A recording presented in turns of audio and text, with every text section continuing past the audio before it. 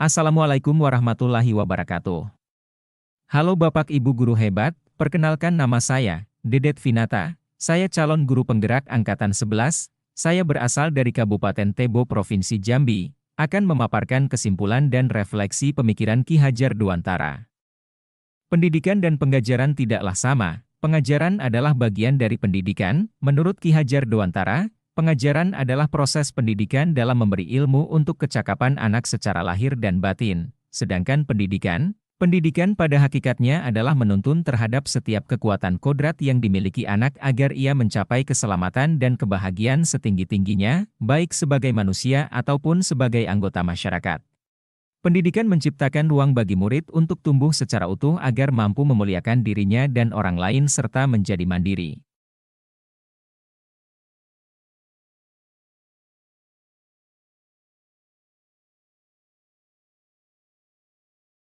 Sebelum saya mempelajari modul 1.1, pembelajaran yang saya lakukan hanya sebatas transfer materi saja.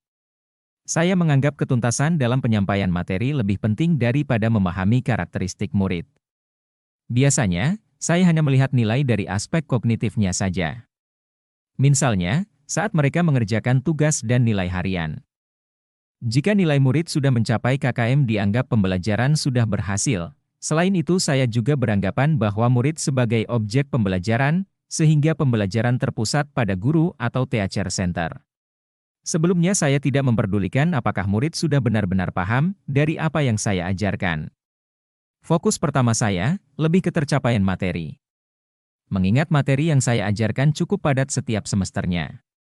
Saya pun hanya meminta siswa menghafal materi yang saya ajarkan, tanpa memikirkan bagaimana materi tersebut dapat dipahami dengan sepenuhnya. Sehingga saya pun sering merasa gagal jika banyak murid yang tidak tuntas setelah melakukan evaluasi.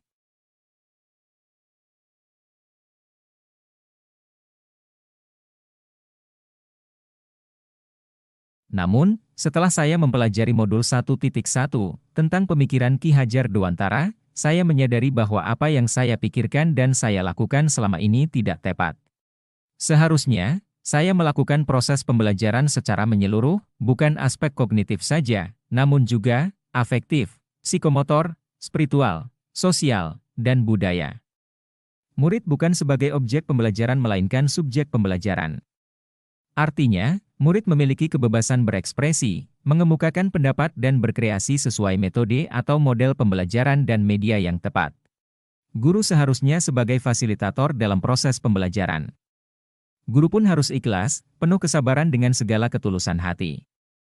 Agar terwujud pembelajaran yang menyenangkan dan berpusat pada murid.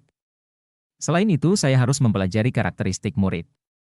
Karena setiap anak dilahirkan unik dengan kelebihan dan kekurangannya masing-masing, saya harus menghargai setiap karakter murid. Berikan kesempatan buat mereka tumbuh sesuai dengan kodratnya.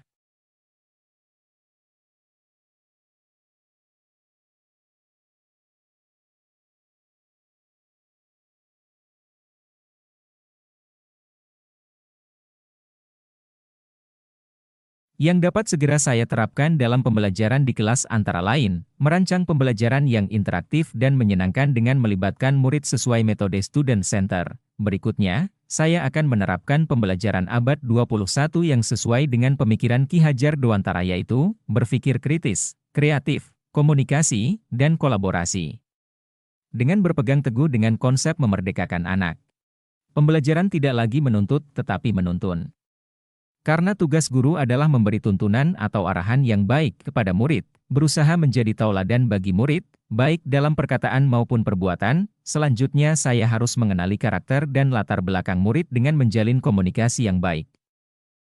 Terima kasih. Semoga video ini dapat membantu Bapak dan Ibu guru dalam melaksanakan pendidikan. Saya akhiri. Wassalamualaikum warahmatullahi wabarakatuh.